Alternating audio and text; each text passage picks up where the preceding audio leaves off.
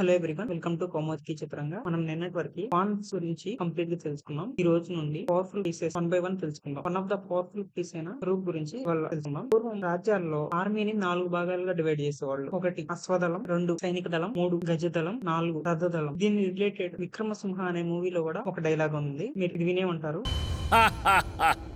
చూచితిరా మా రాజ్యపు రథ గజ తురగ పదాతి దళాలను.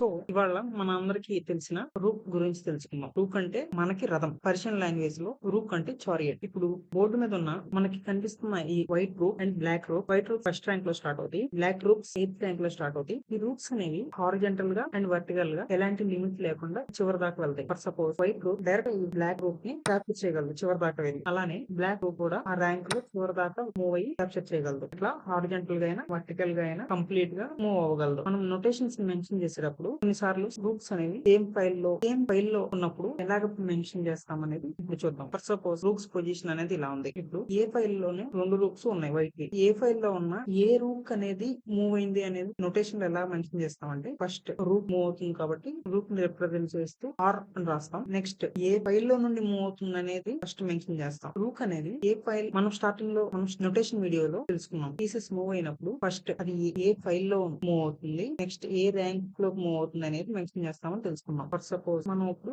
ఏ ఫైల్ లో నుండి ఏ ఫైల్ లోనే మూవ్ చేస్తుంటే 2 రూక్ కూడా ఏ ఫైల్ లోనే ఉన్నాయి. సో A2 A3 మూవ్ అయింది రూక్. బట్ మనం మెన్షన్ చేసేటప్పుడు 2 రూక్స్ లో ఏ రూక్ మూవ్ అయింది అనేది ఎలా మెన్షన్ చేస్తామంటే, రూక్ ఫైల్ అనేది సేమ్ బట్ మీరు గమనిస్తే ర్యాంక్ అనేది డిఫరెంట్. సో మనం ఆర్ ఫస్ట్ ర్యాంక్ లో మూవ్ అవుతుంది కాబట్టి R1 A3 అని ఎందుకు రాస్తామంటే రూక్ అనేది వెళ్ళిన స్క్వేర్ యొక్క అడ్రస్ A3 కాబట్టి. అలానే బ్లాక్ రూక్ కూడా ఏ ఫైల్ లోనే ఉన్నాయి కానీ 8th ర్యాంక్ నుండి మూవ్ అవుతుంది కాబట్టి R8 A6 సేమ్ ఫైల్ లో ఉంటే ఇలాగ మెన్షన్ చేస్తాం. అదే సేమ్ ర్యాంక్ లో ఉంటే ఎలాగ మెన్షన్ చేస్తాం ఇప్పుడు చూద్దాం. ఇప్పుడు సేమ్ ర్యాంక్ లో ఉన్నాయి బట్ సేమ్ ఫైల్ లో లేదు. వైట్ రూక్ అనేది B ఫైల్ లో మూవ్ అయింది. సో B1 అని రావాలి. బట్ సేమ్ ఫస్ట్ ర్యాంక్ లోనే ఇంకో రూక్ కూడా ఉంది. సో మనం ఇప్పుడు ఎలా మెన్షన్ చేస్తామంటే ఫస్ట్ అది ఏ స్క్వేర్ లో ఉంది. ఫస్ట్ అది స్టార్ట్ అయిన స్క్వేర్ మెన్షన్ చేస్తాం.